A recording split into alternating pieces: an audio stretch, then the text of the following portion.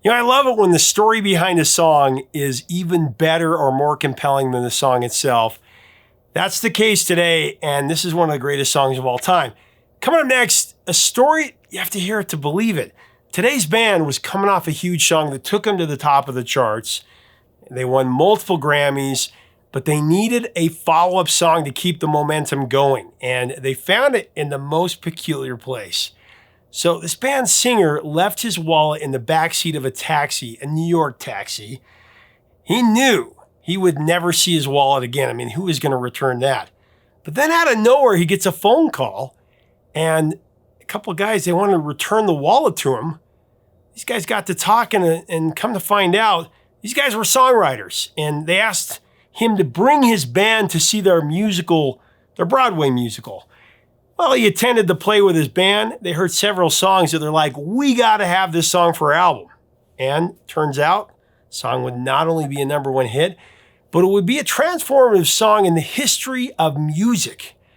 The band is with us to tell us a story coming up next on Professor of Rock.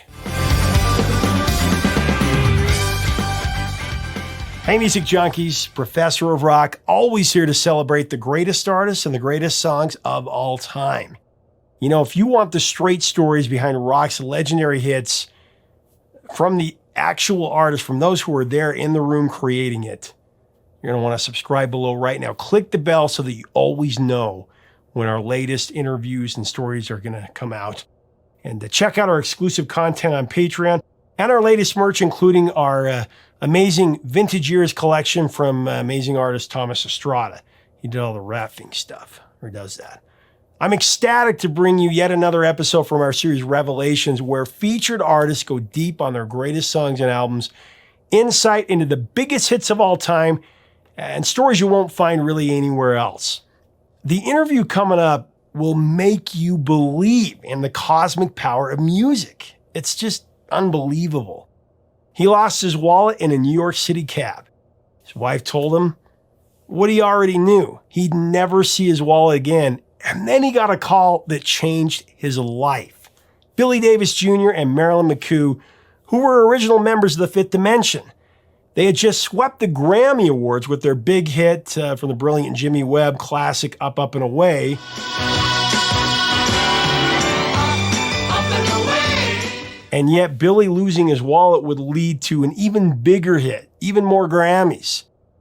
With the transformational psychedelic soul #1 classic, The Age of Aquarius, Let the Sunshine In, with the Wrecking Crew playing on it, and the great Bones Howe, you know, his brilliant idea to combine two songs. This is the dawning of the age of Aquarius. As it was, Hall of Fame songwriter Jimmy Webb was actually there with the Wrecking Crew in the studio at Bones Howe, and he remarked that this was going to be a surefire #1 hit.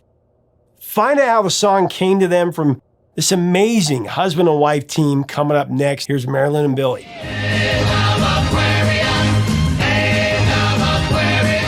Aquarius was massive. 6 weeks at #1 on the pop charts. It was the second biggest hit in 1969, #1 in the AC charts, #1 in Canada. It went platinum. It won Record of the Year and Song of the Year just 2 years after it won both of those awards for Up, Up, and Away. That was like the Michael Jackson Thriller of its time, right? Because it won like 5 or 6 Grammys for that particular song. Yes, it did. Yeah. As a matter of fact, when we won our Grammy for Up, Up, and Away, Grammys weren't even on television then. No, right. So, no. We didn't even know what a Grammy was. Oh, wow. But when we won the Grammys, it was really, really special. And then when Aquarius came along, we knew what Grammys were then. Oh, yeah. And so then when we got the nomination for Record of the Year that year, then we wanted to win. Yeah. It was like, man, if we can't win with Aquarius, we can't win with anything. And I don't remember who all was nominated and who we were up against that time. But well, of course, you're one of only a handful of acts that have won 2 Record of the Years. The last person was Bruno Mars, of course. But I know. You know, well, that just kind of tells the younger generation where you guys were at. There's a cosmic thing that was going on. You guys were supposed to do this song. Yeah. Tell me the story about in the taxi. Oh, you know the story. I do. You do. Okay. The viewers have got to hear it. We're in New York. We're working at the Royal Box, which is a room that they have inside the Americana Hotel. So I'm out shopping one day, and getting a cab to come back to the hotel, and some kind of way my wallet falls into the cab, and I get out, pay the guy, and going upstairs, and I get upstairs, I'm searching for my wallet, and I told Marilyn, I said, baby, I lost my wallet.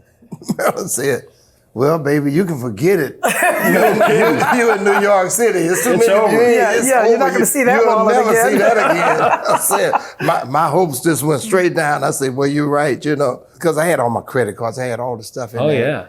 And so about an hour later, hour and a half later, we get this call. Ray, hello? And the guy says, is this Billy Davis Jr.? I said, well, yes, it is. He said, I got your wallet. Wow. I said, what? I said, well, okay, where you at? Do you think I'm going to bring it to you? You think I'm going to bring it to you? Yeah, he's really getting smart. I said, no, don't worry about it. I'll come and get it right now, So I went over and I picked up my wallet, and I was going to offer him some money. I was glad to get it. Grateful. And he said, no, that's all right. He said, I said, well, I'll tell you what, I'm going to invite you to our show, over to the Americana, so you can see our show. Yeah. And he said, okay, great. So him and his wife came over and they saw the show. And then after the show, they came backstage and said, Billy, we really like the show. So you guys are wonderful. He said, but now, since you were so great to invite us to your show, we'd like to invite you to our show. I said, what show is that? Never heard of it. He said, Hair. What? I mean, we went nuts because, first of all, we've been trying to get in to see Hair. Nobody could get in. It was the Hamilton of its day. It really was. Yes, it was definitely in Hamilton. Everybody was standing in line. Tickets were so you couldn't get in. First of all, it was the first time anybody saw anybody naked on stage. So everybody wanted to see it. They wouldn't believe it. It's naked people. So now we get this invitation to go see Hair. What was the name of the person that found your wallet and called you? Oh, that's right. His name was Ed Gifford. Yeah. Yeah, right. Yeah. Ed Gifford. Got to remember that. He was one of the producers of Hair. So we get in the theater, and there's a young man by the name of Ronnie Dyson belting out this beautiful song, Aquarius. When the moon is in the seventh house. He's just going there, and we're sitting there looking at that. We said, oh man, we got to do this song. So during the intermission, we all kind of gathered in the corridor. Yeah. And we said, hey, we got to do that song. That's a song. That's a hit for us. And somebody said, let's call Bones right now. I said, well, yeah, okay, let's call him. Somebody, I don't know, it wasn't me who called it. Somebody called Bones. Bones, we got to do this song, Aquarius. Bones said, oh, no. Bones said, the song's been done 2 or 3 times. He said, yeah, they know it, but we haven't done it. Yeah. It's going to be a hit for us, Then sure enough, when we got back, we did Aquarius. And well, you missed a very important part, tell it. So Bones said, well, let me think about it. Yeah. So then about 2 or 3 weeks later, we hadn't heard from him or anything, and we were wondering, Bones hasn't called us back about Aquarius. He calls back, and he said, I think I have a way of making it work. Mm-hmm. How he ever came up with the concept of combining Aquarius with Let the Sun Shine, right. I don't know, but that was what it took. That was what set it apart from the other people that had recorded it. Yes. Yes, for sure. Yes. And so he came up with the concept of us singing Aquarius and then kicking into this rousing celebration of Let the Sun Shine in. Mm-hmm. And then when we're in the studio recording it, and we've sung Let the Sun Shine, Let the Sun Shine, and the Sun Shine in about 15 times. And so then Bones says, okay, Billy, now go on in the studio and take it to church.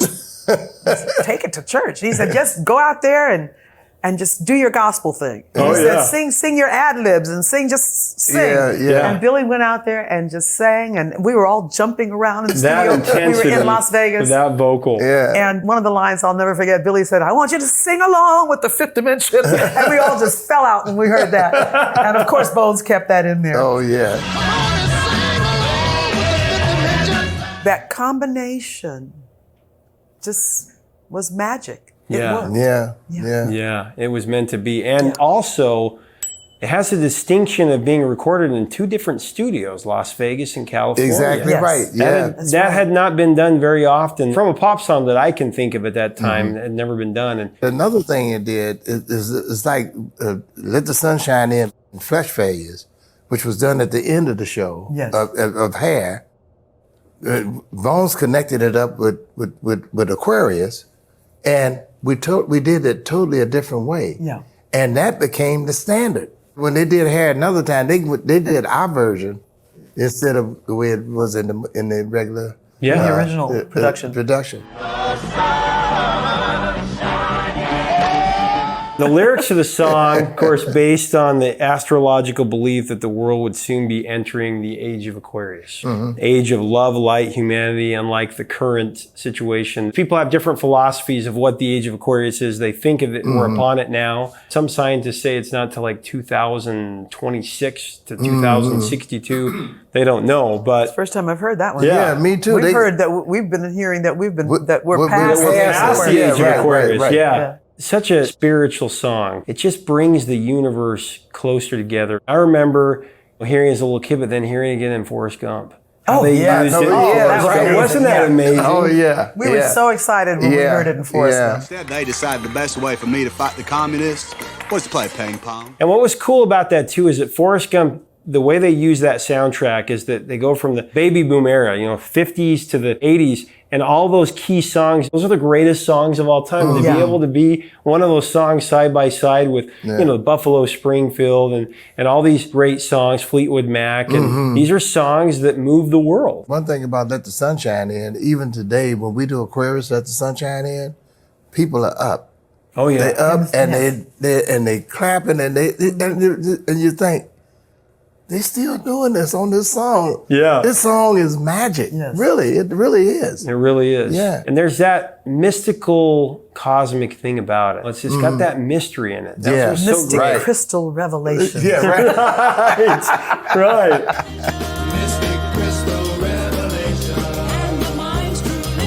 We talked about this a little bit, but being kind of the theme of it was all coming together. Summer of Love had happened, but the hippie movement and all of the things that were going on in the world, Vietnam War and Kent State and all these things that were happening, music was that thing that was bringing it together. They sang it at Woodstock. One of the days during Woodstock, the crowd sang it, and they sang your version, and they just went into song about it. I thought that was amazing. That's really cool. All of the covers too, Donna Summer and Ray Stevens, Cilla Black, which she covered like every popular American song, it seems like back in the day. But Andy Williams, Diana Ross, The Ventures, The Osmonds.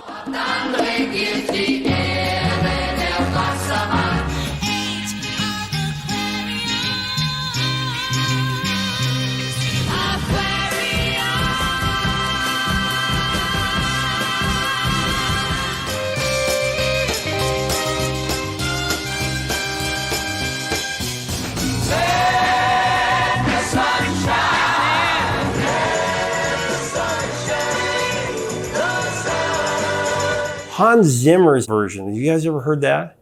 Bird on a Wire. I thought that was really cool. Did you ever see when they used it in The Simpsons? No, No, we didn't see that. No. we missed a lot of. But that's great. Well, and then when you won the Grammy Award, you saw the impact that this song had. What was your feeling going forward from there?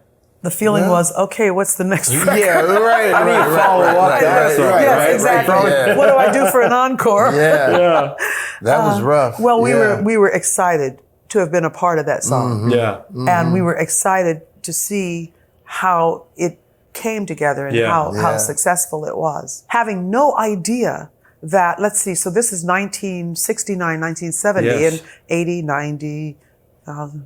We had no idea that 40 years later, when we would sing that song on stage, that the audiences would be jumping up. That's right. And Same thing. and the children and the grandchildren. That's Yep. right. That's right. All of them. And responding in the same way. All generations. Yes, all Yeah. generations. But you know, one of the things that got me, speaking of the 1970, we were honored to go to do Expo 70 in Japan. Yes. And it's so funny because it was all during the hippie time, and the people wearing the head rags and and all these mod shirts and all this different stuff, you know. So we're in Japan, and we looked at the audience, and they look the same way. They look just like we're in the States, but only they speak in Japanese. Yeah. You know, and they just, and when we sang Aquarius, they just went crazy. Yep. They couldn't even understand it, you know. I don't think they could, you know. But it's amazing how that traveled all over the world. Yeah. Because music is a universal language. That's it doesn't right, matter exactly what language, right. it's the energy, it's the feeling, that's what again, it the proves. spirituality that was in that song. You guys created that, and that was a moment in time that was eternal. It's lasting forever. Yeah. I have no doubt 1,000 years from now will still be that song. That song that will get people up and feeling good, you know, and that's what we need is those good vibrations. Hey, leave us a comment about this amazing song and about Marilyn and Billy in the Fifth Dimension. What are your memories of the song? What's your take on it? First time you heard it? How the Wrecking Crew and producer Bones Howe took it to a whole nother level. Let us know in the comments, hair, all that good stuff. If you dig our content, we do invite you to subscribe below. We have videos coming out every day. Legends being interviewed all the time. And make sure to look us up on Patreon and check out our merch. This really helps us keep the music alive. That's what this is all about. Till next time, 3 chords and the truth.